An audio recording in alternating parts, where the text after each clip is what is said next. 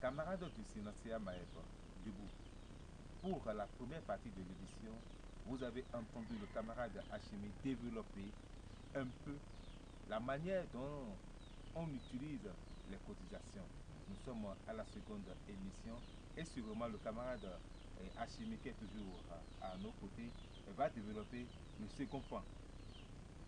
Nos cotisations, c'est seulement pour les déplacements internes ou bien il encore d'autres. Merci camarade. Je crois que je l'avais dit tantôt. Et au-delà de ce que j'avais répondu dans la première partie, je pense que si nous devons dire sur à quoi servent les cotisations au niveau du Sénat Suya Maep, ce n'est pas seulement les formations et autres. Vous savez, nous avions des partenariats avec certaines structures et autres organisations au niveau international, dont je peux citer l'UITA. L'UITA, c'est l'Union internationale des travailleurs de l'agriculture, de l'hôtellerie, du tourisme et autres. Alors, pour dire, nous avions des redevances que nous payons à ces structures, ce qui est normal. Pour faire partie, vous savez, d'une organisation, il y a ce qu'on appelle des quotes-parts qu'il faut satisfaire. Alors pour cela, voilà en partie ce à quoi servent ces cotisations au niveau du SINA-SUA MAEP. Mais nous avons comme partenaire avec les partenariats que nous avons avec ces organisations, nous avions des formations que nous bénéficions au niveau de ces organisations. Mais au-delà de ça, je voudrais que les travailleurs soient vraiment responsables de leurs actes.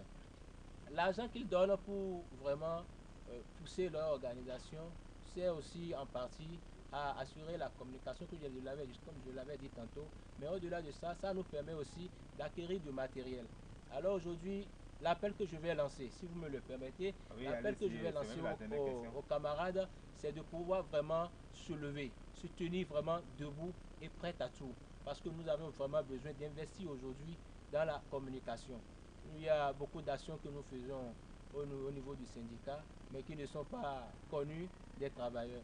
Mais pourquoi vous allez me demander, nous n'avions pas de moyens. Et pour vous n'avez pas de moyens avec tout l'arsenal que vous avez les groupes sociaux que vous utilisez, vous avez une chaîne YouTube que vous êtes en train de créer, de meubler, et vous voulez encore avoir d'autres sources encore pour pouvoir informer. Effectivement, je crois aujourd'hui, nous avons l'obligation de nous doter en matériel de communication vraiment sophistiqué. Ah, oui.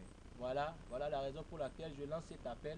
Et aujourd'hui, que nous voulions ou pas maintenant, c'est-à-dire même le travailleur qui ne veut pas être informé, il a l'obligation d'être informé. Voilà, et ce que vous avez dit, vous avez pleinement raison parce que on a gagné certaines luttes même par l'intermédiaire de la presse écrite et pourquoi pas par la presse audiovisuelle que vous connaissez, et ça a besoin de moyens. Surtout quand on fait sitting, il faut appeler la presse et c'est beaucoup de moyens. C'est jusqu'à 400 000, chers camarades. Et il faut que nous nous aidons. Nous mettons la main dans la poche pour pouvoir pousser notre famille financière Maëp. Merci à tous ceux-là qui ont accepté de nous écouter. Merci à tous ceux-là qui ont accepté de porter le nom du Financier Maëp. La formation ne s'arrête pas à ce niveau. Ça continue avec la série de communication du Financier Maëp. Camarade Hachimi. De vous, camarades. On se voit très vite.